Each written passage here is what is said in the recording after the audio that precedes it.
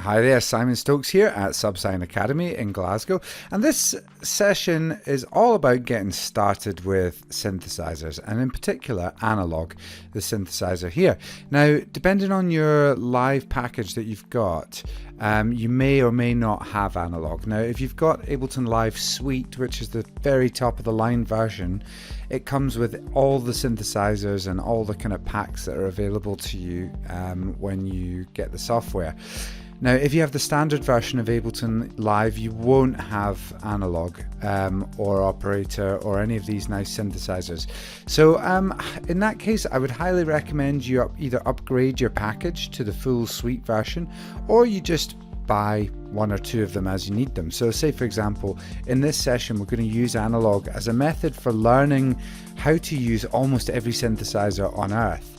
So we're going to lay a sort of framework for creating sounds using analog, and then you should be able to translate that to almost anything else you see.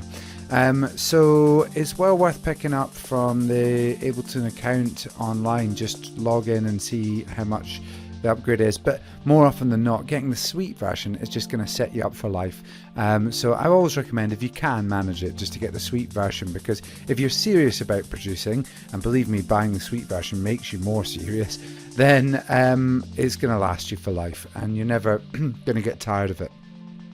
So let's have a quick look at what we can do with analog then. If I create a new MIDI track, Control-Shift-T, bring analog onto it.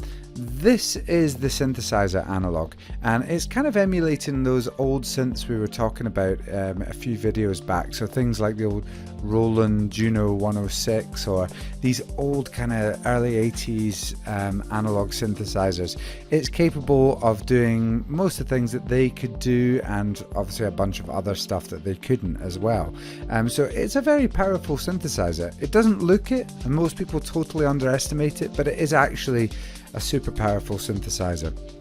It's got quite a few sections. Now, what I want to do is make sure we're on the same page with these. So yours possibly has Oscillator 2 turned on right now. If you could just turn that off, that would be great.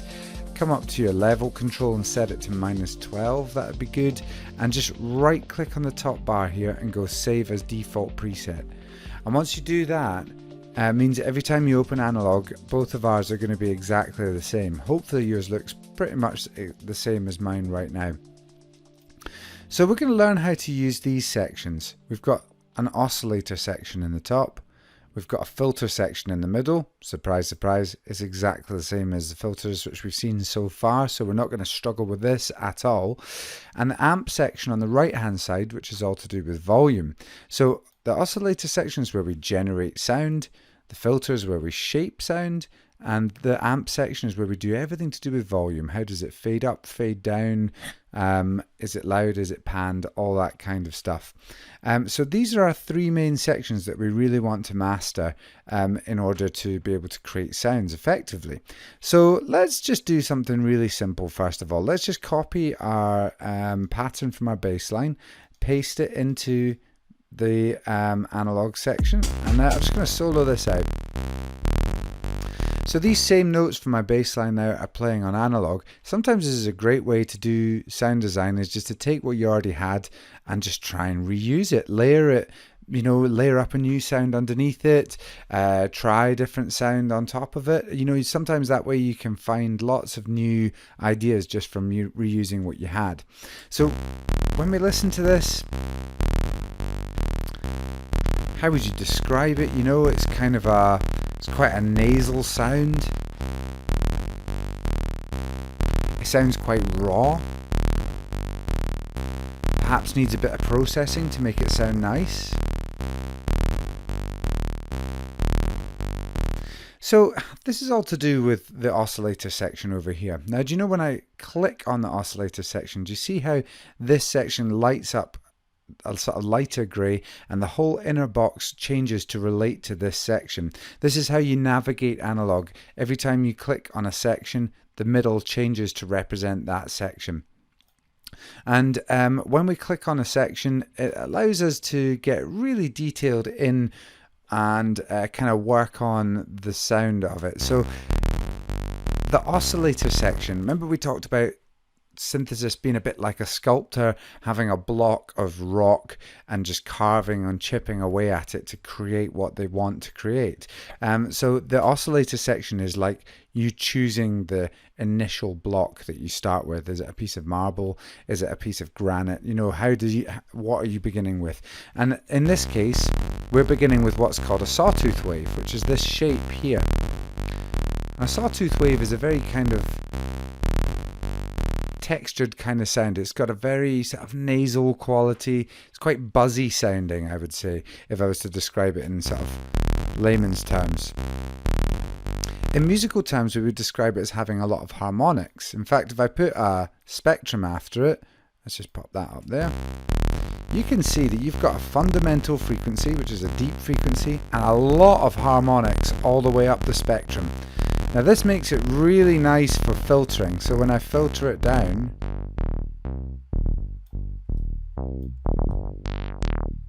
because there are all those harmonics, it means that we can really turn it into a nice sound just by filtering it down. It sounds quite raw in its unfiltered state, but just with a bit of filtering, and you can see that quite quickly the default settings on analog give you almost an acid kind of acid techno or acid house bass line. That kind of lovely squelch that we get from it. So because we know about filters, it's dead easy to start filtering these just to see what results we get. Now let's look at what other shapes we've got here to begin with, because there aren't many, and believe me, most of the sounds that you've heard in tracks that you like are based on one of these sounds in one way or another.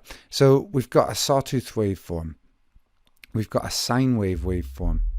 Hear the difference with that? Really smooth sounding, really pure sounding. Let's turn it up a bit. You can see, if we look at spectrum here, there's just the fundamental frequency. There's hardly any harmonics going on at all. That means there's not much to filter. Do you see when I filter it? Not much really happens. There's no squelchiness. There's nothing really going on up there. This is just a very pure tone, and it's really, really useful for a lot of things. What we've got right now playing is sometimes what's called a sub-bass sine wave, or a subsine, hence our name SubSine Academy, because we are all massive fans of sub-bass sine waves. That's the thing when you're in a club that you feel deep in your chest, really pounding and driving through you when you hear a big bass line in a track, and it's just a beautiful thing. We all love it, and yeah, you can't get enough of it really. So a simple sine wave is often enough just to create a really lovely sub-bass which sits under your track. Let's look at other shapes. We've got a square wave. Again, lots of harmonics in this. And with a square wave, you've got an extra control called pulse width, which lets us, when we bring the width narrow, it gets really, really thin sounding, like an old Game Boy maybe. In fact, if I play on push,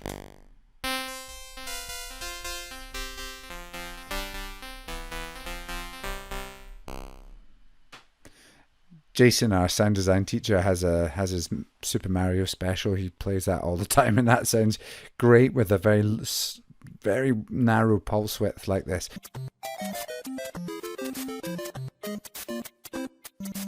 Now, if I play the pattern again and bring the pulse width up, do you hear it starting to get really fat sounding? And again, all these harmonics mean that it just sounds lovely when it's filtered.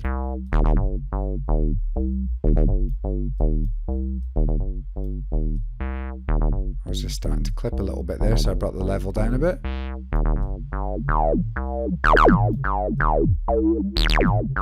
And you get that really nice acidic kind of sound as well, acid sound from a TB303. 303 really was just a sawtooth wave and a square wave, and you had a way of flicking between them and, you know, filtering them, and that's essentially how all acid sounds were made. Now, if we've got a piece of white noise here, now white noise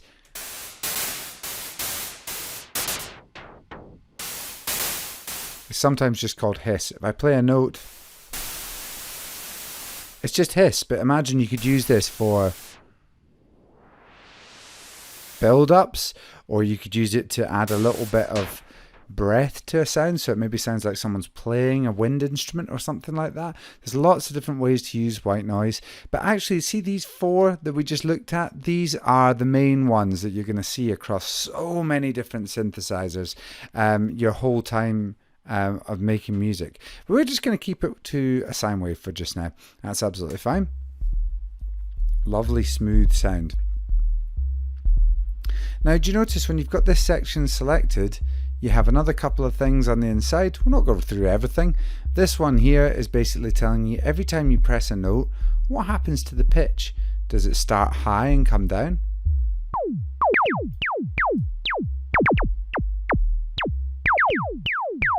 Does it start low and come up?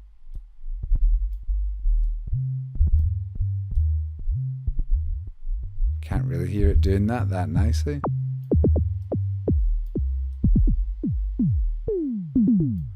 But all these controls in the middle relate to the oscillator section, or oscillator 1 in particular. So all of this, when you play with it, does something to the shape here, or the way that it's played, or the pitch of it. Now we've got a few controls. Octave control. The octave control takes whatever notes are coming in, shifts them up,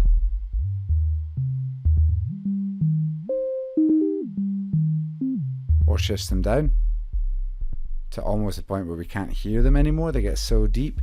We've got a semitone control, which takes the notes and moves them up or down semitones. You've got to be very careful with this, because if I leave this at 1 semitone and I play the note C on my keyboard, it's actually playing the note C sharp.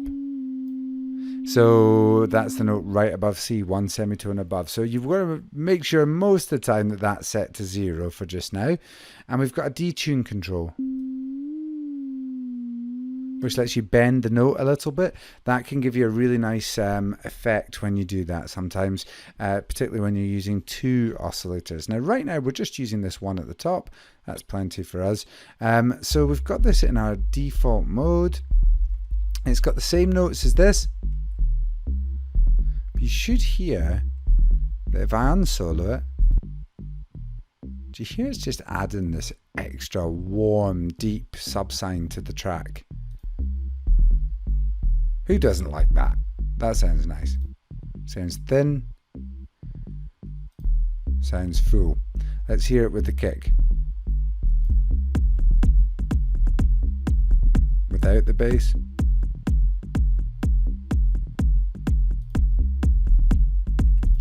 So that's a really nice sound in itself. It sounds great. And that's just using the oscillator section with a sine wave.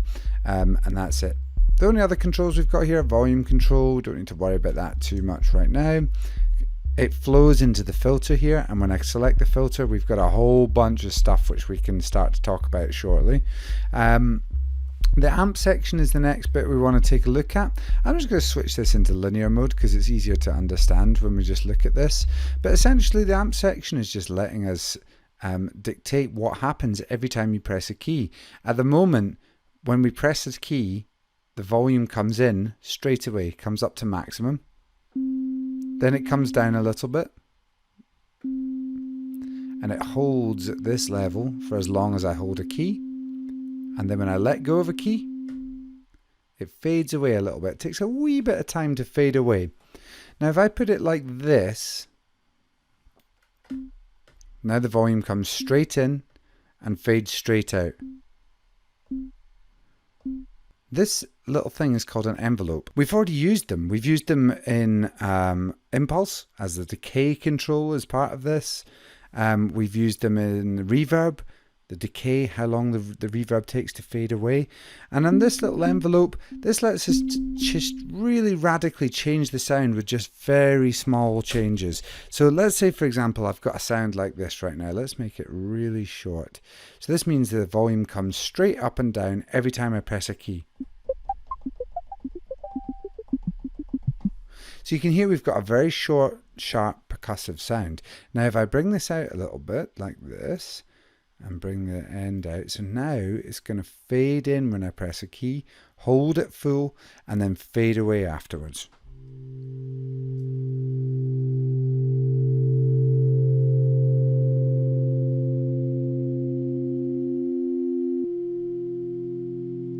And do you hear how we've gone from a very percussive sound to actually something which is very smooth, and maybe what would be called a pad in music production? Just a long, smooth sound like that is kind of what we would call a pad.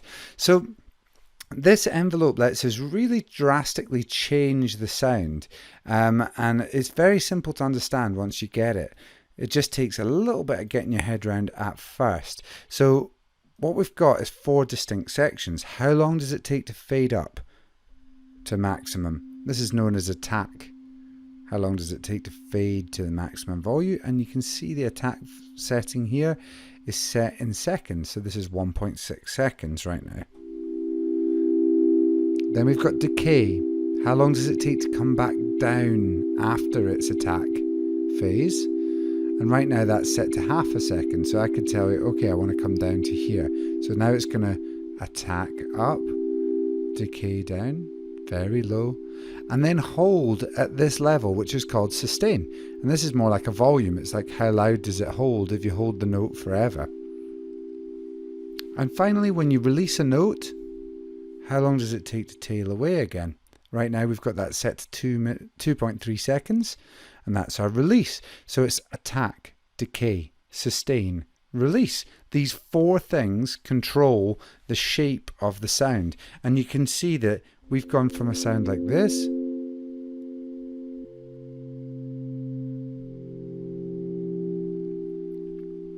to something that is very sharp like this, with just one quick tweak. So it's really, really easy to play around with this and understand it once you get the hang of it. So what you might notice is if I've got my bass line playing and I have a long release on it, do you notice how the notes all overlap? Because they're quite close to each other, all these notes are overlapping, and therefore they kind of build up and sound all what would be described as muddy and horrible. If I played that with my track, do you hear we have this muddy, horrible bass?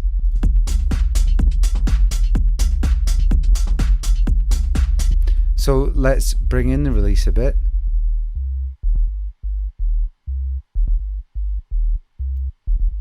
And you see now, nothing overlaps. And it sounds nice and clean, and it's actually added a lovely new layer to this bass line.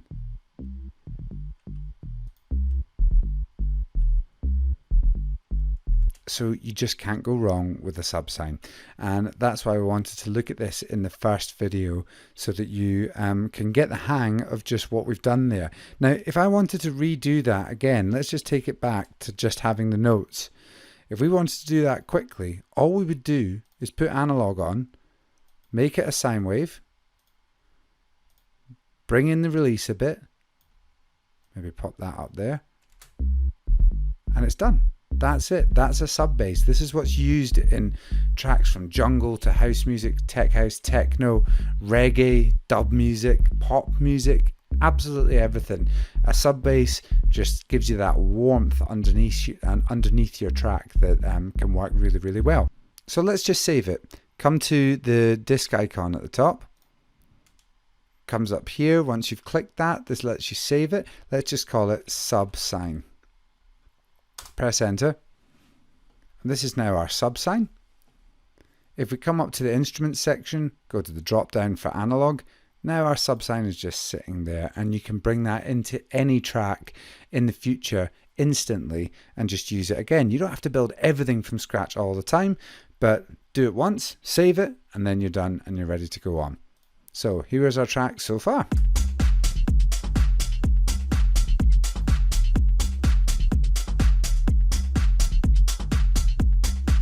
So have a little tweak round with analog, noodle with the oscillators, with the filters, with the envelopes, and just see what kind of sounds you can come up with, and then just move on to the next video when you're ready.